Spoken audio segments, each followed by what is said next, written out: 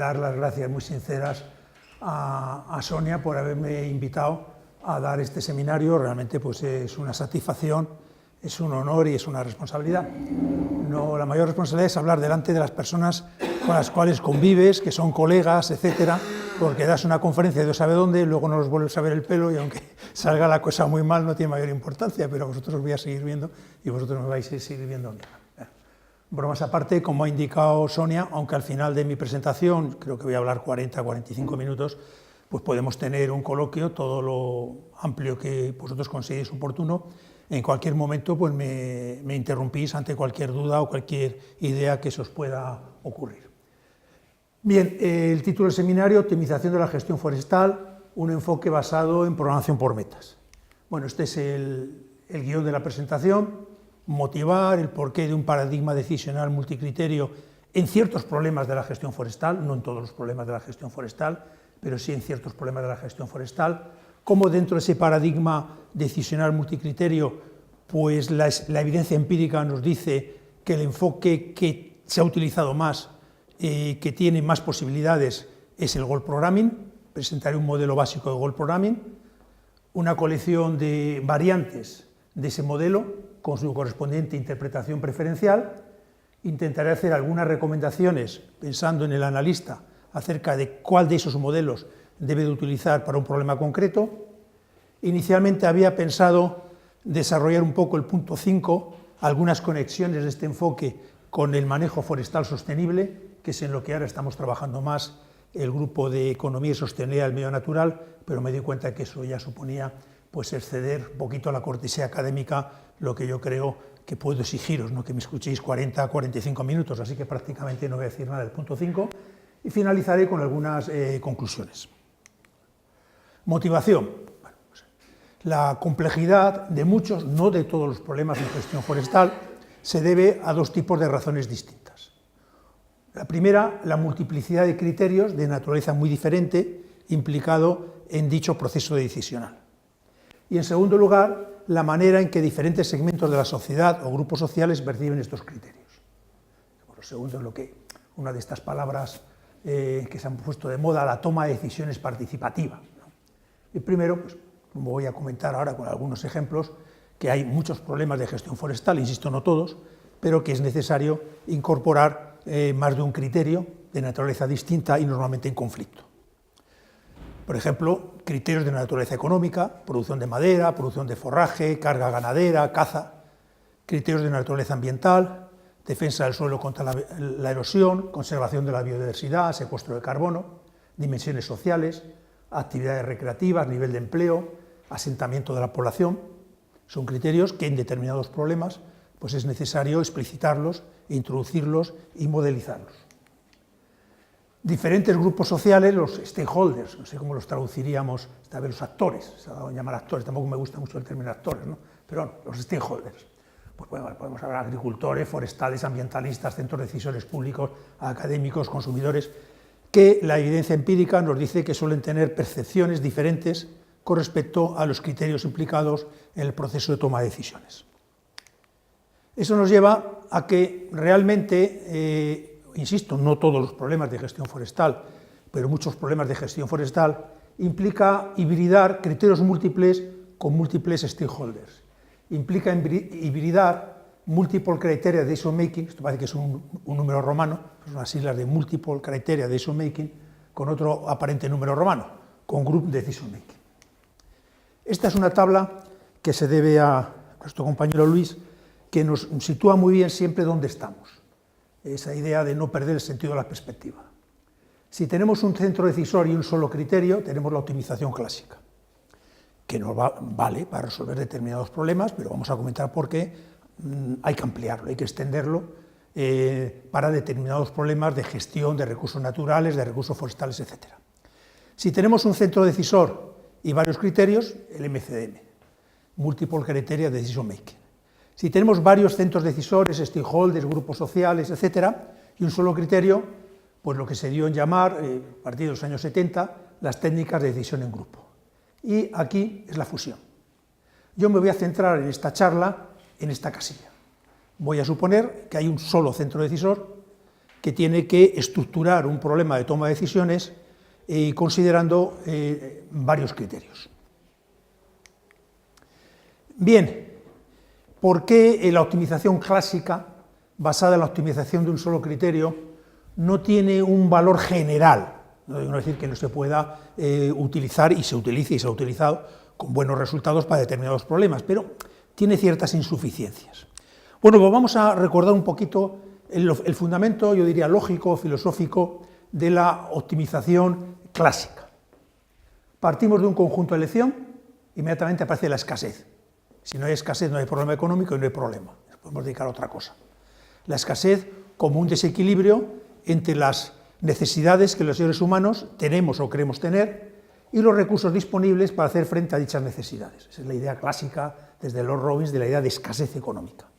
La escasez en la optimización clásica, prácticamente en todos los casos, se modeliza por medio de restricciones. Las restricciones, algebraicamente hablando, son igualdades y desigualdades. Y eso es una forma muy rígida de tener que definir siempre la escasez económica. Hay situaciones en las cuales hay elementos de esa escasez que pues, los podemos modelizar muy bien por medio de restricciones, por medio de igualdades o desigualdades algebraicas. Pero como ilustraré en lo que sigue, hay otras situaciones en las cuales obligarnos a modelizar la escasez por medio de restricciones rígidas, pues no parece flexible y parece interesante tener otras opciones. Bien, la escasez, las restricciones, establecen una partición del conjunto de elección en dos subconjuntos disyuntos. El conjunto que no cumple las condiciones, el conjunto no factible, el conjunto que cumple las condiciones. Y aquí aparece el centro decisor, las preferencias humanas. La optimización clásica supone que existe una función, un criterio, que refleja suficientemente bien los deseos, las preferencias del centro decisor. Pues bueno, se aplica esa función de criterio a las restricciones y se obtiene el conjunto óptimo. Bien, ¿qué es lo que falla en algunos contextos? Pues dos cosas que vamos a criticar. Fundamentalmente, la necesidad de definir la escasez por medio de restricciones rígidas y aceptar que las preferencias humanas, cuestiones bastante complejas, se pueden formular con cierta precisión con una sola función de criterio. Bien, salto de un planteamiento general a una cuestión ya más concreta. En el campo forestal, en el campo del manejo forestal, de la gestión forestal, la herramienta que en los últimos 20 años se ha utilizado, no exclusivamente, pero se ha utilizado de una manera más usual, es el Goal Programming, podríamos traducirlo por programación por metas. En un survey que realizamos, somos todos, voy a decir el profesor Luis de Balteo, Luis y yo, que publicamos en Forest Ecology and Management y que hemos ido actualizando esa base de datos, pues nos encontramos que ciñéndonos a artículos publicados en revistas en la base de datos del ISI, los JCR artículos, pues 84 correspondían a Goal Programming, 24 a Compromise Programming, que veremos, bueno, intuiré, le daré una intuición, es un primo hermano de Goal Programming, simplemente que el punto de referencia no es un target satisfaciente, como introduciré a continuación, sino un valor ideal, y 51 trabajos, programación multiobjetivo, que en muchos casos es una exploración previa para luego formular un modelo de Goal Programming o de programación compromiso con el intento de establecer el trade-off analysis, las tasas de intercambio entre determinados criterios. Bien, ¿por qué el Goal Programming en el campo de la gestión forestal? Yo diría que en el campo de la gestión de recursos naturales en general y en otros campos aplicativos tiene esa enorme potencialidad. Pues por tres razones de naturaleza distinta. La primera, como vamos a ir viendo, porque permite acomodar con cierta facilidad esa multiplicidad de criterios que he comentado al principio de mi exposición. Pero hay otras herramientas, otros métodos dentro del paradigma decisional multicriterio que también pueden acomodar con cierta facilidad esa multiplicidad de criterios. Pero esa es la primera razón. La segunda, que permite modelizar, formalizar la escasez de una manera más flexible de cómo predice o postula la optimización clásica y otros enfoques multicriterios. Supera la idea de las restricciones rígidas. Insisto, caracterizar la escasez a través de restricciones rígidas no es muy realista. Sin embargo, como vamos a ver, la programación por metas puede transformar las restricciones rígidas en restricciones flexibles con la ayuda del concepto de meta. Por otra parte, otra razón, también dentro de la escasez, es que la inclusión simultánea de muchas restricciones muy demandantes implica que no hay solución factible o que el feasible set, el conjunto factible, es tan pequeño que cuando queremos obtener la solución óptima sobre el conjunto factible, el resultado que nos da es muy pobre. Bien, vamos a ilustrar estos dos problemas y ver cómo, con la ayuda de metas, pues podemos ampliar nuestro panorama. Por ejemplo, una visión ingenua del concepto de escasez. Tenemos un problema importante y resulta que tiene que cumplirse que x más y tiene que ser menor que 4. Y encontramos una solución para la cual x es igual a 3 y y es igual a 1.1. Y esa solución es fantástica. En el espacio de los criterios da unos resultados magníficos prácticamente para todos los criterios. Una solución que nos encanta. Bien, ¿eso es una solución infactible? Matemáticamente sí. Sin embargo, es una solución que probablemente la llevaríamos a la práctica y en nuestro lenguaje no sería una solución infactible, sino una mejor solución compromiso, un best compromise solution.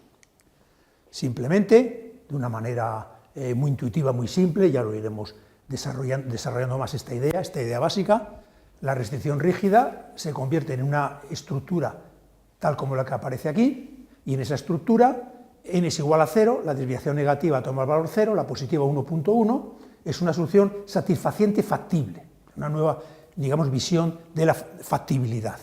Hay muchas formas dentro del enfoque de programación por metas de flexibilizar las restricciones rígidas, tratar la escasez, que ahí está, desgraciadamente ahí está, pero tratarla de una manera más flexible. En cuanto al tema de la inclusión simultánea de muchas restricciones muy exigentes y que implican en situaciones de solución no factible o factibilidad, pero el óptimo alcanza un valor muy pobre, pues fue la primera experiencia que tuvimos Luis y yo pues a mediados de los 90, con la tesis doctoral de Luis. Lo primero que se nos ocurrió hacer pues fue, hombre, vamos a estudiar la idea del bosque normal, la idea centroeuropea del bosque normal, con la ayuda de optimización clásica, programación lineal. Función objetivo, por la que se utiliza normalmente cuando hay una sola función objetivo, maximización del valor actual neto, y luego una serie de bloques de restricciones rígidas. Bueno, esto sí que es rígido. Adelanto un poquito, H es la calidad de estación y el grupo de edad y J la prescripción. Hombre, no podemos actuar sobre una superficie superior a la que existe, obviamente. Control de volumen. Bueno, primera idea del bosque normal. En cada década, esto se aplicó al monte de Sala Garganta, en cada década vamos a intentar sacar el mismo volumen de madera, a los americanos, el Even Flow Policy. Control de área, el bosque regulado, pues al final del horizonte de planificación, que cada grupo de edad ocupe la misma superficie. Y finalmente el inventario final, pues que cada calidad de estación, garantizar que al final del horizonte de planificación hay unos volúmenes de madera suficientes para garantizar la persistencia del bosque. Bueno, esto parece muy razonable, muy intuitivo, muy simple. Pues lo introdujimos en el ordenador y infeasible, no hay solución factible que cumpla estas condiciones. Adelanto, pues esto lo sabemos, que este es el bloque más demandante, el Even Flow Policy. Bueno, pues ¿qué hicimos? Pues nada, no es cuestión de ponerse a llorar. Vamos a cambiar las restricciones rígidas por metas, vamos a formular un modelo de multi-goal programming, un modelo que analíticamente en este momento, claro, esto se publicó en el 98, este momento, hombre, pues es muy mejorable, pero en aquel momento pues fue, creo, relativamente pionero. Entonces, nos encontramos que la programación por metas permite incorporar la multiplicidad de criterios. Segundo, abre las puertas a diferentes maneras de modelizar la escasez, huyendo de esa rigidez a la que nos lleva la optimización clásica de escasez igual a restricciones, restricciones igual a igualdades, desigualdades algebraicas. Pero hay una tercera razón, no voy a decir más importante ni menos importante, pero otra tercera razón que fortalece aún más, bajo mi punto de vista, el goal programming, la programación por metas, como una herramienta analítica potente para abordar determinados problemas de gestión de manejo forestal. Y es que hace operativa la idea de la lógica satisfaciente, la idea de la racionalidad acotada, propuesta por un famoso economista ya fallecido, Herbert Simon, que fue Nobel en el año 79. Trasladando las ideas de Simon de la racionalidad acotada a nuestro contexto de forest management, podríamos decir, el manejo forestal hoy en día es un problema complejo. En efecto, el entorno para este tipo de problema está definido por información imperfecta y asimétrica, recursos limitados, conflictos de intereses, la implicación de diferentes criterios de naturaleza diversa. En ese contexto, la idea tradicional de que el centro decisor intenta maximizar una muy bien definida función objetivo, que recoge adecuadamente sus preferencias, no parece que sea un camino fructífero. Más bien, el centro decisor intenta alcanzar un conjunto de metas lo más próximos posibles a unos niveles de aspiración, a unos targets que previamente ha establecido y que introduciré en el análisis en lo que sigue. La programación por metas proporciona un marco fructífero para hacer operativo este tipo de racionalidad acotada, este tipo de lógica satisfaciente enfrentada a la lógica optimizante. Esto ya en el fondo está en el pensamiento occidental, ¿no?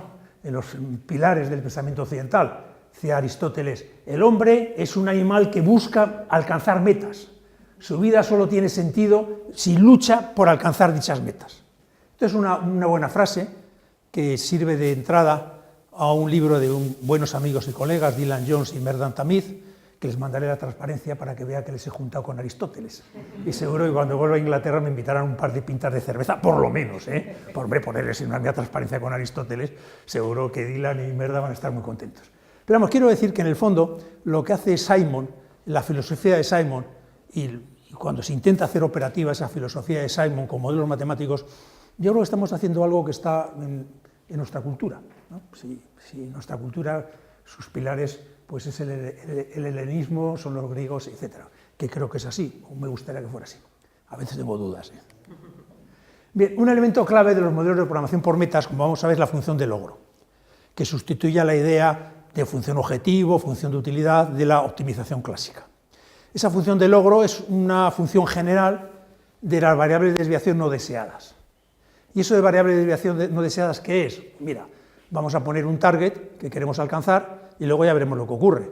Entonces, la diferencia entre lo que ocurre y lo que queremos alcanzar, eso no es deseable, pues vamos a minimizarlo.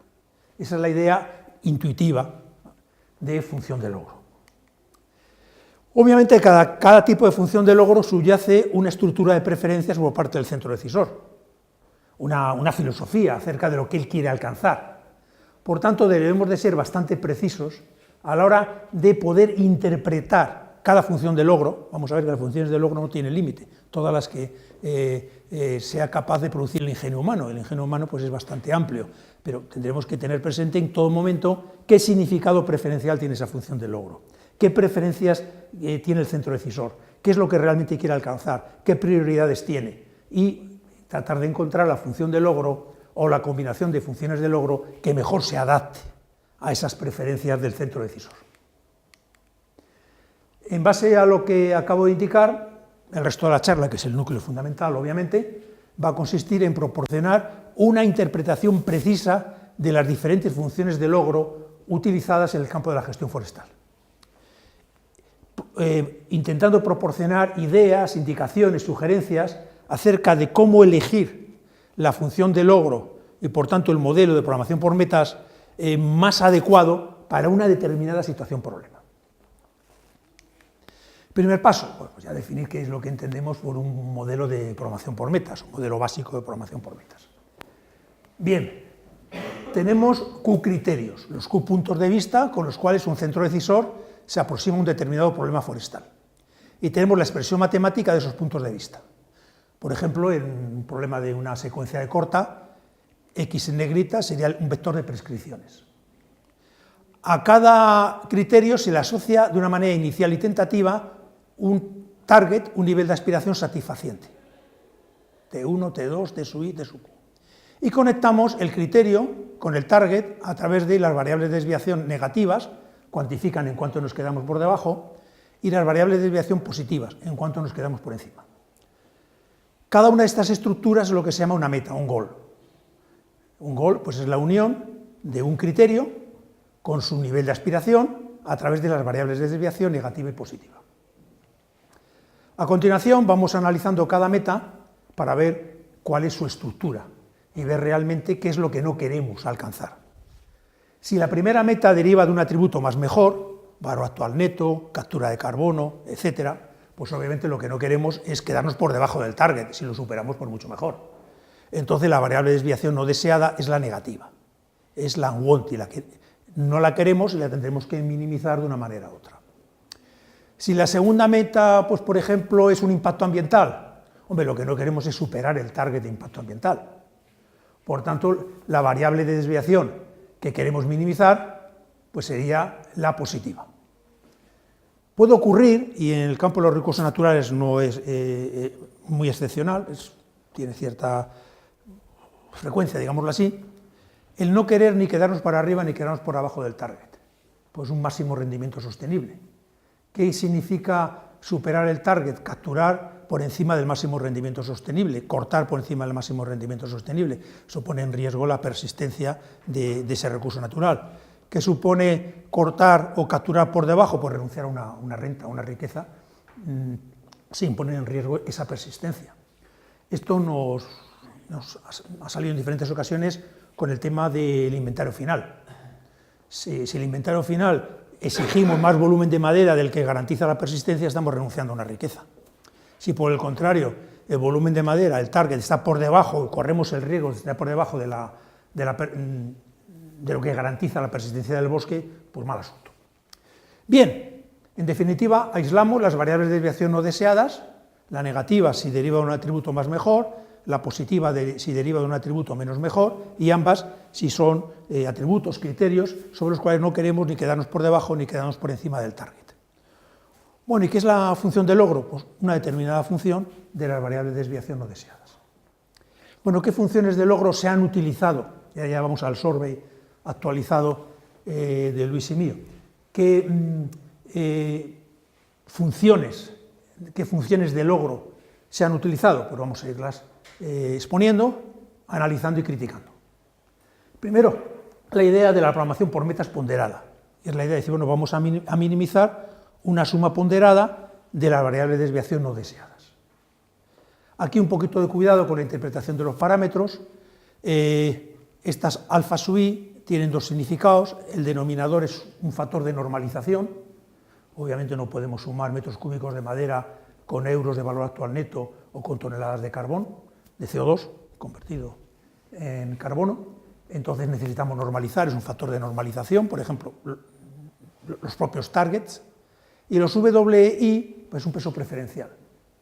El modelo obviamente admite que el centro decisor no tiene por qué dar la misma importancia a un criterio con respecto a otro. Esta es la estructura. Entonces, en definitiva, aquí lo que estamos es minimizando la suma porcentual de las desviaciones no deseadas. Bueno, pues vamos a ver qué quiere decir esto y si esto se utiliza mucho. Un modelo con esas características, esto es muy técnico, casi puedo ir directamente a la idea intuitiva, lo que estáis es optimizando un promedio. La suma ponderada y normalizada de las variables de desviación no deseadas. Vamos a optimizar el promedio. Supone el ejemplo es el alumno que quiere un promedio alto, por ejemplo, 10 más 5 es 7,5, pues yo busco ese promedio. Bien. Técnicamente eso implica que las preferencias del centro decisor son compatibles con una función de utilidad separable y aditiva. Yo os decía, pues sería razonable contrastar la separabilidad entre atributos, etc. Pero bueno, este modelo implica optimizar un promedio. Y aquí hay una paradoja, la paradoja de los promedios. Pensemos por un momento que hemos creado dos metacriterios. Un metacriterio, cuyo resultado figura en esta columna, pues corresponde al rendimiento económico. Hemos agregado todos los criterios económicos en un metacriterio. Y en la segunda columna hemos agregado todos los criterios de naturaleza ambiental en un metacriterio. Y tenemos, hipotéticamente, como las paradojas siempre hay que ilustrarlas con ejemplos muy llamativos, ¿no? Si no nos ilustra bien la paradoja. Tenemos tres alternativas. Fantástico desde un punto de vista económico, desastroso desde un punto de vista ambiental. Desastroso desde un punto de vista económico, fantástico desde un punto de vista ambiental. Moderado en ambos aspectos. El Weighted Goal Programming elegiría una de estas soluciones. La mayor parte de los algoritmos de computación van buscando puntos de esquina, van buscando este tipo de soluciones, cuando el sentido común nos dice que muy probablemente ninguna de estas soluciones tenga ninguna viabilidad ni nadie la acepte. Una porque es la ruina económica, la otra porque es la ruina ambiental. Y sin embargo este promedio sea mejor. Este alumno prefiere 2,4, 2,4 no ilustraría bien la idea del alumno, pero si ponemos 11 y 11, bueno, pues prefiere 2,5 a sacar una matrícula y un 0. Depende. En el campo de los estudiantes hay quien prefiere unas notas muy altas porque quiere sobresalientes matrículas, porque luego quiere pedir una beca de FPI o lo que sea, y el que quiera probar rápido dedicarse a otra cosa. Pero el campo que estamos viendo, el Weighted Goal Programming, pues nos lleva a este tipo de paradoja y todos los enfoques que optimicen promedios. Hay que tener cuidado con los promedios, no hay nada malo en contra de los promedios, aquí no hay nada malo en contra de lo que voy a contar, pero todo hay que manejarlo con cierto cuidado. El Weighted Goal Programming es el enfoque de programación por metas más utilizado en gestión forestal. Aproximadamente el 70% de las aplicaciones, y el porcentaje se ha mantenido prácticamente constante, de estas aplicaciones utilizan el Weighted Goal Programming. Y prácticamente en ninguno de esos trabajos se justifica el por qué se ha utilizado ese modelo. Es una cosa tanto no por mérito, sino por edad, ¿no? Cuando uno tiene que hacer trabajos de editor asociado, de revisor, etcétera, es rarísimo que yo recomiende el rechazo de un artículo, es una cuestión que va con la personalidad de cada uno, pero sí exijo, digo, hombre, mira, si se ha utilizado Weighted Goal Programming, por lo menos explicita los supuestos, aunque sea el desarrollo de tu ejercicio, aunque no hayas interaccionado con un gestor forestal, pero di, supuestos, este modelo es válido si se cumplen estos supuestos, hombre, por lo menos decir eso, ¿no? No se suele decir. Vamos a otro enfoque, que tiene un nombre muy rimbombante, pero es muy intuitivo. La programación por metas lexicográficas. Aquí lo que se hace es un orden exhaustivo de las metas. Las metas se agrupan en niveles de prioridad. En primer lugar, hay que intentar satisfacer en la medida de lo posible las metas ubicadas en el primer nivel de prioridad, luego en el segundo, luego en el tercero, etc. Bueno, aquí es la estructura algebraica de un modelo de programación por metas lexicográfica. ¿Y qué implica? Cuidado. Los órdenes lexicográficos no son compatibles con la representación de las preferencias del centro decisor por medio de una función de utilidad. La función de logro, que acabo de proyectar, de un modelo lexicográfico, implica una estructura de preferencias no compensatoria. Esto es, no existen trade-offs finitos entre las metas situadas en diferentes niveles de prioridad. Esto suena muy abstracto, pero lo podemos entender muy bien con ejemplos fuera del campo forestal de la vida real. ¿Cómo se clasifican los países en una Olimpiada? ¿Cuál es el país que se dice que ha ganado la Olimpiada? El que tiene más medallas de oro. Imaginemos, no es lo que ha ocurrido, que hay un país que tiene 50 medallas de oro y una de plata, y otro país tiene 49 medallas de oro y 1000 de plata. Lexicográficamente domina el primer país al segundo. No hay trade-off finito, no hay intercambio entre el número de medallas de oro y el número de medallas de plata. Pues eso es lo que implica ese tipo de estructura. No hay intercambios finitos, trade-offs finitos, entre las metas ubicadas en el primer nivel de prioridad y las metas ubicadas en el segundo. Entre las metas ubicadas en el segundo nivel de prioridad y las metas ubicadas en el tercero, y así sucesivamente. Bueno, ¿eso es bueno o eso es malo? Pues ya depende. Todo pues hay que utilizarlo con cuidado y sabiendo los supuestos, vuelvo a insistir, que hay que aceptar para aceptar ese tipo de modelización de preferencias. La programación por metas lexicográfica parece aconsejable en situaciones donde el centro decisor tiene una ordenación predefinida de sus metas y no quiere hacer comparaciones directas de trade-offs. ¿Por esto cuándo puede ocurrir? Hombre, pues cuando se están comparando metas en las que subyacen elementos éticos importantes. Por ejemplo, vamos a cuantificar un trade-off finito entre metas de seguridad, por ejemplo, medidos en vidas humanas, y metas monetarias, como el beneficio? Pues hay que puede decir que sí, y puede decir que eso es incomparable. Y entonces, si es incomparable, la única manera de introducir ese tipo de situación en un modelo es a través de una ordenación lexicográfica. El consenso en la literatura de Goal Programming es que hay que tener mucho cuidado con el número de niveles de prioridad, porque inicialmente aquello era una cosa, y entonces uno se puede encontrar, si agrupa las metas en 5, 6, 7 niveles de prioridad, que por razones técnicas, razones algorítmicas, a partir del segundo nivel de prioridad las demás sean metas redundantes. Entonces hay recomendaciones y trabajos empíricos en ese sentido, unas primeras cosas que empecé a trabajar yo, este buen colega de la Universidad de Córdoba, de poder recomendar que más de 3 niveles de prioridad implica una alta probabilidad de metas redundantes. El segundo enfoque más utilizado, el 25%, 70 más 25 prácticamente cubre todo el espectro de aplicaciones de programación por metas en el campo forestal. En prácticamente ninguna de esas aplicaciones los autores parecen darse cuenta de los fuertes supuestos que subyacen al modelo lexicográfico. En muchas aplicaciones el número de niveles de prioridad es muy alto, lo cual implica el riesgo y la realidad de metas redundantes. Segundo modelo. Tercer modelo, el nombre de un famoso matemático ruso, Chebyshev, las metas min-max o metas Chebyshev. Aquí lo que se intenta es minimizar la máxima desviación, es decir, vamos a ver, la meta que se encuentre más desplazada de la solución obtenida, que ese desplazamiento sea lo más pequeño posible. Es decir, con este enfoque se está buscando no optimizar el promedio, sino se está buscando minimizar la máxima desviación, se está buscando optimizar el equilibrio, el balanceo.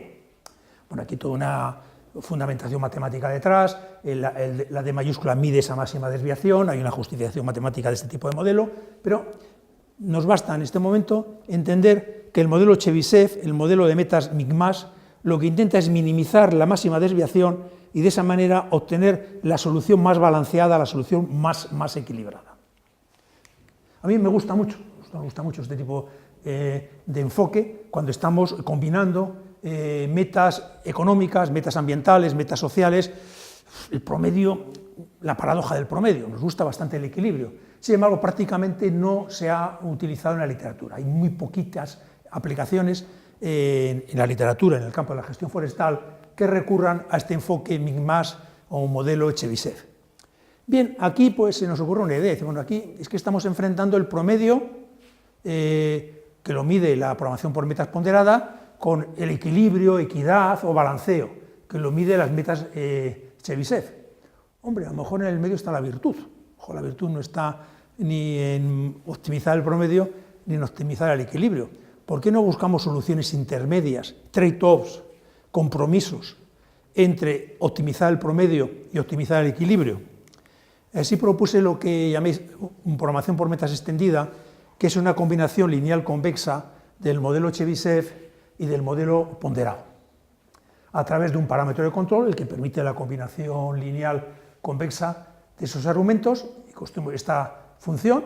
Si lambda es igual a 0, es el estudiante que quiere optimizar el promedio, perdón, si lambda es igual a 1, es el estudiante que quiere optimizar el promedio, si lambda es igual a 0, es el estudiante que quiere minimizar el peor resultado posible, y para valores de lambda comprendidos en el intervalo abierto, no entrando el 0 y el 1, pues nos permite, a través de programación paramétrica, nos permite generar, si existen, y es una cuestión empírica, hemos encontrado situaciones en las cuales hay muchas soluciones intermedias, situaciones en las cuales hay una solución intermedia, situaciones en las cuales hay dos soluciones. O se va usted al polo norte o se va al polo sur, no hay otra posibilidad. O optimiza el promedio o optimiza el balanceo. Extensiones. He indicado que funciones de logro, ¿cuántas hay? Pues todas las que el ingenio humano se le ocurra, y el ingenio humano para estas cosas da mucho juego, ¿no? Lo que tenemos que entender es que cada función de logro, para qué la construimos, qué significado preferencial tiene, qué supuestos hay que aceptar para aceptar esa función de logro. Y en el campo forestal pensamos, y no andamos yo creo muy descaminados, que los intervalos tienen bastante interés.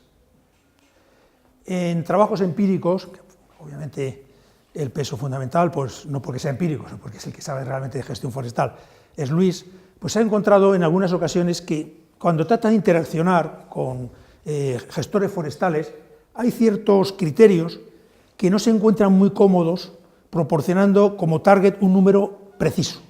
Oiga, el inventario final, mira, yo la verdad que no me atrevo a darte un inventario final para esa calidad de estación. Lo que sí tengo muy claro es que menos de A sub I no, porque ya la persistencia del bosque va a peligrar.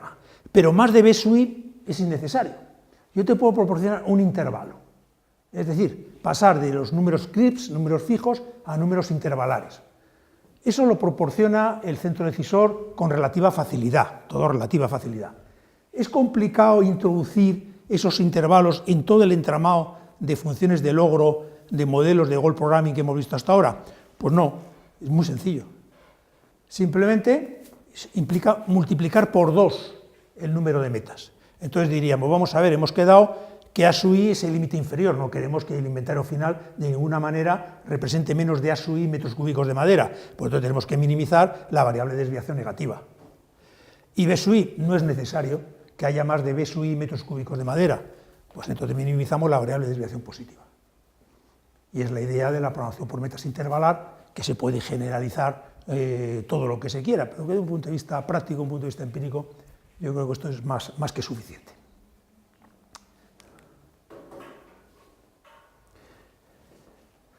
En la mayor parte de los problemas de la vida real en el campo forestal, y esto ya empieza a ser opiniones bastante contrastadas empíricamente, pero que, como toda opinión, pues puede tener y tendrá sus debilidades y sobre todo sus líneas de mejora.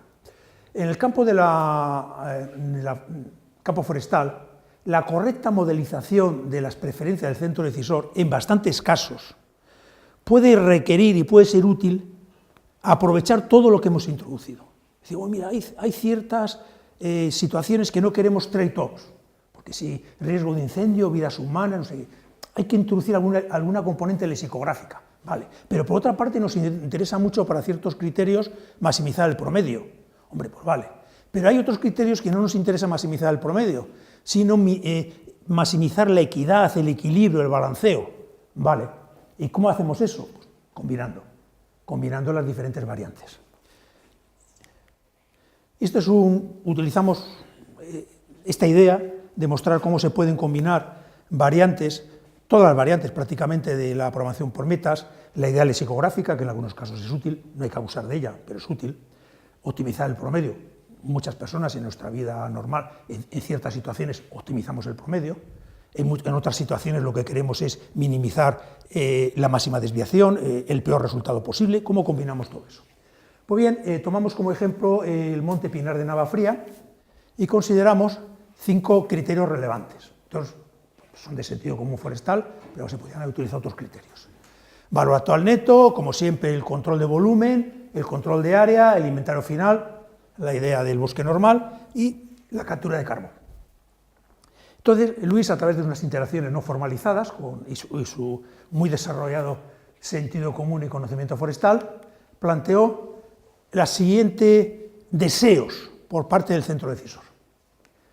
La primera meta que se debe alcanzar de una manera absoluta, y ahí viene el término preemptive, de una manera lexicográfica, no dice lexicográfico el gestor forestal, pero sí de una manera absoluta, es la condición de inventario final. Porque para ese gestor, y parece razonable, lo más importante es garantizar la persistencia de esas masas. Bueno, tomamos nota. Segunda cuestión. En segundo lugar, en orden de importancia, el control de superficie. Hombre, yo quiero que al final del horizonte de planificación, hombre, es ideal, bueno, la idea del bosque normal sabemos que es una idealización, ¿no? Pero bueno, yo quiero que cada grupo de edad ocupe la misma superficie. Hombre, pues fenomenal, tomamos nota. ¿Y qué más quiere usted? Pues finalmente las otras 3 metas, es decir, el ganar dinero, valor actual neto, capturar CO2 y la igualdad de flujos de madera en cada periodo de tiempo, en cada década, pues, hombre, las quiero optimizar, pero me gustaría optimizarlas de 2 maneras distintas. Una, optimizando el promedio, y otra, optimizando el equilibrio. ¿Qué gestor forestal más raro nos ha salido? Vamos a ver cómo le podemos atender a todas esas complejas peticiones. Pues nada, un modelo lexicográfico. En el primer nivel de prioridad, pues figuran la variable de desviación negativa y positiva referente al inventario, las dos porque se consideraba que en todas las calidades de estación el volumen de madera que existía al inicio del horizonte de planificación era suficiente para garantizar la persistencia del bosque. Primera cuestión. Esto es lo primero que tenemos que optimizar de una forma excluyente con respecto al resto. Segundo lugar, pues el control de superficie. Y en tercer lugar, aquí está el modelo en el que optimizamos la desviación negativa para el valor actual neto, las dos variables para la igualdad en el flujo de volumen de madera y obviamente la variable de desviación negativa para el carbono, para el CO2, con el factor de normalización y con los pesos preferenciales, pero como promedio. Pues se resuelve y se tiene su solución. Y ahora, oye, no, como promedio no, quiero que las tres últimas se minimice la máxima discrepancia. Pues no, bueno, en el orden lexicográfico, la meta que ubica el primer nivel de prioridad, la meta que ubica el segundo nivel de prioridad es exactamente lo mismo, y en el tercer nivel de prioridad aparece esa máxima desviación con las ecuaciones correspondientes. Y ya está. Luego, al final, afortunadamente, desde un punto de vista computacional, todos estos modelos nos conducen a modelos de programación lineal, a estructuras lineales. Bueno, si no fueran estructuras lineales, hoy en día pues, el problema computacional es mínimo. Recuerdo hace poco un seminario que hubo aquí, era del Fórum, ¿cómo se llama? Bueno, pues Andrés Wintrow, que yo lo considero una de las personas más relevantes en el campo de la gestión forestal, nos hizo una pregunta en su presentación, dice, ¿sabéis en los últimos 10 años, dijo, ¿no?, en cuánto ha aumentado la capacidad de memoria y velocidad de procesamiento de los ordenadores para problemas de optimización? Y a alguien se le ocurrió decir que 1 millón de veces, y acertó. O sea, en 10 años se ha multiplicado por 1 millón de veces la capacidad de almacenar información y de computar esa información, debido a mejoras tanto en hardware, yo pienso que fundamentalmente en hardware, pero también mejoras algorítmicas, ¿no? Entonces, realmente, aquí esto es muy sencillito, son estructuras lineales, pero si hubiera funciones no lineales, como dice la optimización clásica, que nunca debemos de olvidarnos de ella, lo que hacemos es intentar extender y mejorar la optimización clásica mientras se mantenga la convexidad, pues no hay serios problemas. Y la convexidad, afortunadamente, en los problemas de gestión forestal, pues se mantienen prácticamente siempre. Bien, algunas conclusiones. La mayor parte de las aplicaciones que hemos encontrado en la literatura de Forest Management utiliza la variante ponderada o la variante lexicográfica. Ahora, esta elección se hace en prácticamente todos los casos de una manera mecanicista, sin justificación teórica. Da la sensación como que los autores dicen, bueno, yo me he aprendido la programación por metas ponderada, la manejo bien, pues yo la utilizo. Bueno, no hay ningún problema, pero diga, justifíquemelo, o al menos dígame, pues mire, estamos suponiendo que el centro decisor, sus preferencias son aditivas, es decir, lo que quiere es optimizar el promedio de todos los criterios implicados como su puesto de trabajo. Bueno, pues ya está, pero por lo menos indíquenlo. Para cada tipo de función de logro, insisto, lo he dicho, pero lo repito, porque creo que es importante, subyace una filosofía diferente sobre las preferencias del centro decisor. Por consiguiente, la elección correcta de la función de logro es un elemento clave para el éxito del modelo. ¿Y cuál es el éxito del modelo? Hombre, como académicos publicarlo, ¿no? Pero si tratamos de avanzar aún más y que el éxito no sea solo el éxito académico, es que lo acepte el gestor. Y realmente si estamos, el gestor o el conjunto de gestores, si estamos hablando de toma de decisiones participativas, de decisiones en grupo, etc. Entonces, si la función de logro no refleja la estructura de preferencia del centro decisor o de los centros decisores, va a ser poco probable que el centro decisor se encuentre a gusto con esa solución. Sin embargo, si ese gestor, por ejemplo, lo que quiere es optimizar el promedio y le maximizamos el promedio, pues es probable que diga, mira, esta solución me parece que la podemos llevar a la práctica. Si la elección es la misma idea dicha en negativo. Si la elección de la función de logro es equivocada, no refleja adecuadamente las preferencias del centro decisor, entonces es altamente probable, aquí falta una R, es very likely, que el centro decisor no acepte esa solución proporcionada por el modelo. Esto ya es un poco opinión. La combinación convexa del modelo de metas ponderadas y del modelo Minimax a través de un modelo de Extended Goal Programming parece aconsejable, ya que proporciona soluciones que representan un sólido equilibrio entre optimizar el promedio y optimizar el equilibrio. Otra ventaja del Extended Goal Programming es que este enfoque no ofrece una sola solución. Y esto es yo con una reflexión que merece la pena. En la optimización clásica, ya somos mayores y empezamos a estudiar optimización clásica en los años 60, entendíamos, y en aquel momento yo pienso que era correcto, la optimización clásica como una especie de prestidigitación. Había un mago, cogía una chistera, sacaba un conejo blanco y decía, esta es la solución óptima, este es el óptimo, esto es lo mejor posible, viva con su óptimo y sea feliz y coman perdices, ¿no? Entonces, hoy en día ya no se cree en esa idea, en ese conejo blanco, no, sino que se piensa en generar diferentes soluciones, obviamente cada solución generada por un modelo coherente teóricamente y con unos supuestos explicitados, y a la vista de esas soluciones, pues el centro decisor le podemos ayudar a entender el sistema que estamos intentando modelizar, porque al final estamos intentando modelizar un sistema, le podemos ayudar a entender muchas cosas e incluso ayudarle a tomar una decisión. Entonces, el Extended Goal Programming no va a sacar un conejo de la chistera, sino va a sacar soluciones con muy buenas propiedades. Y además, cada solución se va a poder interpretar preferencialmente. Esto va hacia la optimización del promedio, esto va hacia la optimización del equilibrio, etc. Normalmente, en charlas de este tipo es normal que un analista diga, está contando una serie de cosas, soy muy optimista, que me han interesado relativamente, soy muy optimista. Entonces, pero le quiero hacer una pregunta, después de todo esto, ¿qué variante debo de utilizar? Esa es una pregunta inteligente y pragmática. Pues yo le contestaría, depende de las características de la situación problema y principalmente de los deseos, preferencias, técnicamente hablando, del centro decisor. Pero cuidado, que esto también es otra cuestión que suele confundirse tanto en la optimización clásica como en la optimización multicriterio. Usted no debe olvidar que el analista, es decir, usted, no es el centro decisor. Coherentemente, usted no debe incorporar sus preferencias en el modelo. Hombre, es algo que está haciendo un ejercicio, y lo dice en el artículo, ¿no? Pues yo me he puesto en el papel del gestor y como ejercicio pues yo considero lo que hicimos en Pinar de Navarrafía un poquito mejorado. Por favor, se le dice al analista, como primer paso en su trabajo, estructure el problema de toma de decisiones y establezca una práctica y sincera interacción con el centro decisor, que eso no implica un diálogo excesivamente complejo, pero hable con el centro decisor. Y tal vez con algunos cuestionarios sencillos y con preguntas sencillas, uno tenga una cierta idea de por dónde van los deseos, las preferencias del centro decisor.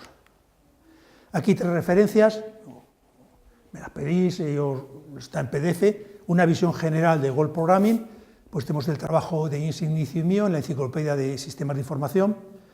Aquí profundicé mucho en el tema de funciones de logro, y desde un punto de vista forestal tal vez este sea el trabajo más representativo y que engloba los 2 trabajos anteriores, ya que el título es el uso de Goal Programming en gestión forestal, haciendo los modelos como a la medida, como somos sastres y en el cliente y quiere un traje a la medida, customizing, haciéndole los trajes a la medida. Entonces, yo creo que estas 3 referencias pues, pueden servir de apoyo a la explicación que he dado, pero por supuesto, en otros sitios digo, me mandáis un email aquí, todos somos colegas, todos somos conocidos, bueno, charlamos tomando un café en el despacho, donde sea, yo encantado. Ya, muchas gracias. Esto no es una pintura de Alfred Sisley, esto es una composición que ha hecho Luis, que además de saber un montón de gestión forestal, parece que compite con los postimpresionistas, porque antes son unos rebollos preciosos con un fondo de nieve. Claro, lo mejor de la presentación, lo mejor de la presentación ha sido esta composición. Yo cuando la vi, y soy incapaz de montar esto, cuando dije, madre mía, esto hace un cuadro de Alfred Sisley, pintor de la nieve. Bueno, bromas aparte, a vuestra disposición estoy ahora y en cualquier momento para discutir sobre estos temas.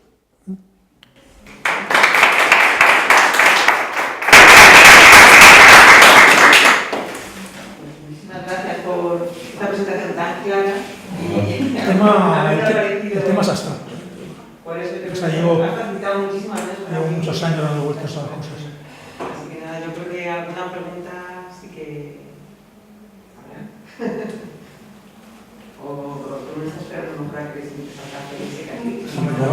Te podría hacer una pregunta de mi ignorancia con respecto a muchos de estos temas. Estos que tú has puesto ahí, las restricciones son determinísticas. Y cuando ocurre un tema aleatorio, es decir, cuando podrías introducir una circunstancia aleatoria, voy a poner un caso. En el caso de Navarrafía, se se supone que el decisor todos los años va a contar madera, pero si viene una crisis económica y está durante X años que no puede contar madera, el modelo ¿cómo lo puede reformular? Sí, bueno, que en primer lugar tener claro a qué nivel estamos planteando el modelo. Entonces, casi todo lo que he dicho y casi todas las referencias, no todas, pero se refieren a planificación estratégica, lo que suele llamarse en plan general de ordenación. Entonces, sabemos lo que es una planificación estratégica. La planificación estratégica va cambiando, se va adaptando a la realidad. Luego hay una planificación táctica, una planificación operativa, etc. Entonces, tú planteas un problema muy normal que suceda en un contexto de una planificación operativa, pero nosotros hacemos la planificación estratégica. En cuanto al riesgo, pues eso ya depende del ingenio que se tenga para introducir restricciones probabilísticas. Entonces, hace poco trabajamos un trabajo bastante interesante utilizando el primo hermano, el primo menor, diría yo, del World Programming, que es programación compromiso, utilizando producción de madera, captura de CO2 y riesgo de incendio. Hicimos con Andrés Weintraub y con David Martel. Entonces, a veces, si se va con cuidado, se pueden introducir las restricciones probabilísticas de una manera analíticamente bastante sencilla. Era una distribución binomial, se quema o no se quema el bosque. Y a través de distribucional teníamos la probabilidad de incendio y se introducía en el modelo y salía las cosas bastante razonables. El ejemplo era unas masas canadienses, porque vamos, la parte, esos datos los tenía Dave Martel. Digo que a veces el elemento no determinístico, el elemento de incertidumbre o de riesgo, que no es lo mismo, o la imprecisión sí la he sacado a relucir aquí con los intervalos, pues se introduce en los modelos, a veces con cierta facilidad, a veces con cierta complejidad, pero se puede introducir perfectamente. Pero siempre teniendo presente que una planificación estratégica vale para lo que vale, una planificación táctica vale para lo que vale. Hay trabajos muy bonitos y también este caballero que está aquí mirando los papeles, pues está integrando la planificación estratégica en la planificación táctica. Son cosas que no son sencillas, hay muchas cositas cosazas que se pueden hacer todavía, ¿no?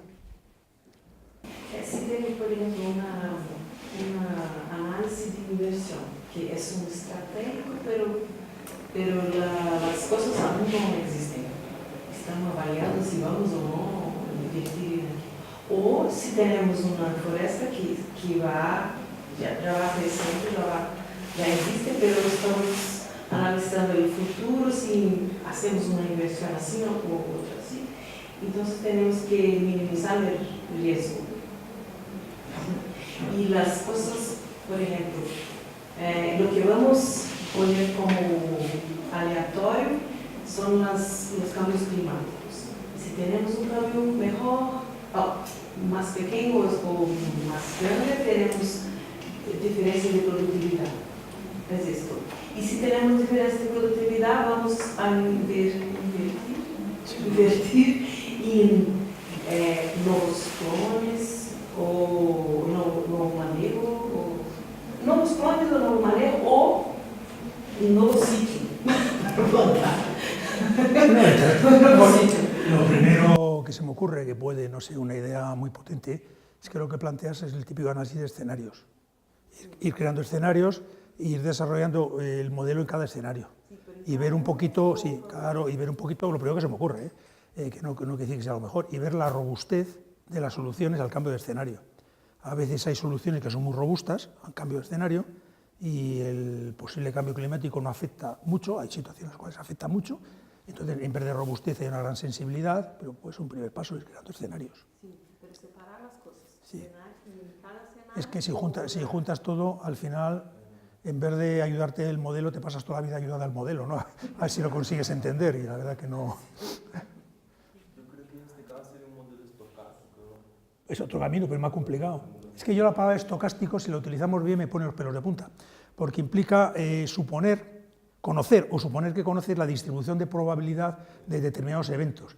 Y entonces, yo cuando he visto en la literatura y en tesis doctorales, etcétera, que se recurre en este campo y en campos parecidos a la programación estocástica, se asume, los rendimientos siguen la distribución normal. No, ¿y por qué?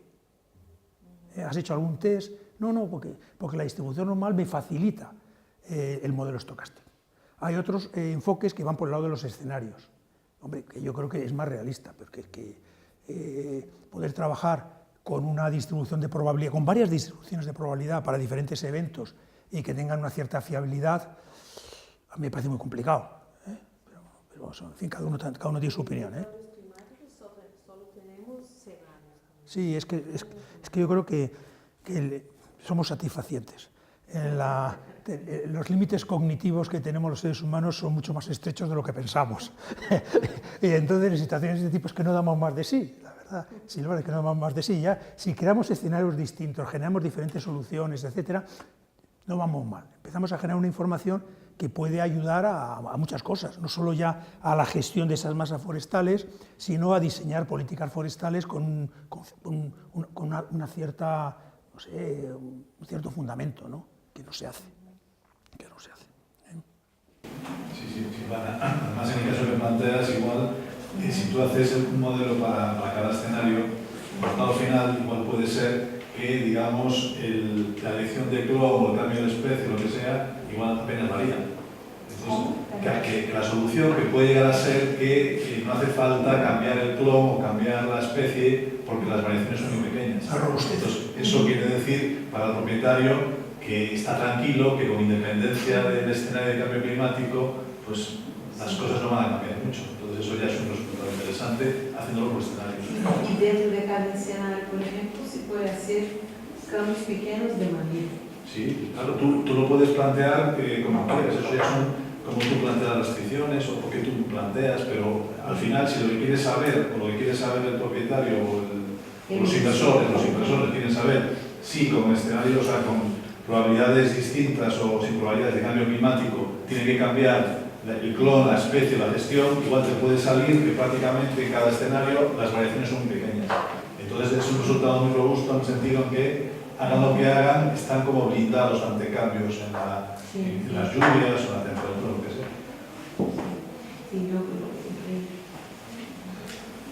lo que quieres saber en el final,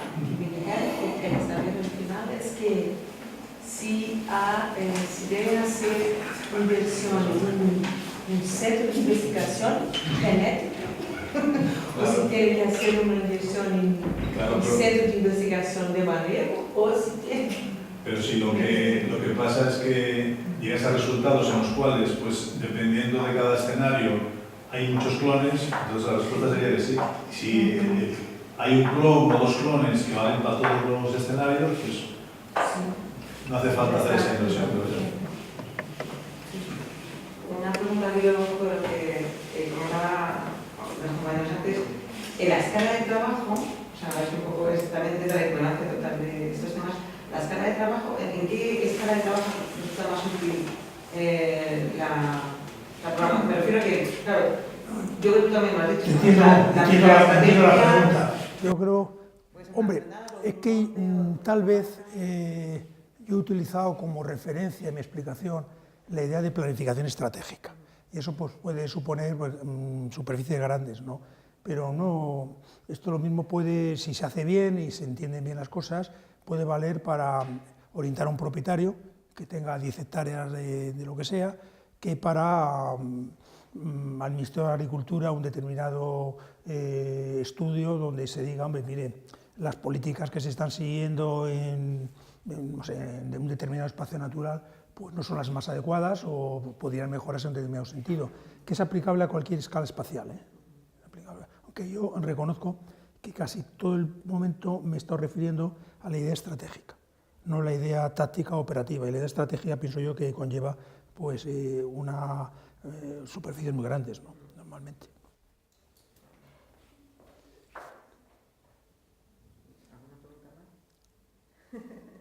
Pues nada, muchas gracias por vuestra presencia. Ya sabéis, cualquier cosa que queráis, o paséis por el despacho, me mandéis un email y os mando la información que queráis. A vosotros.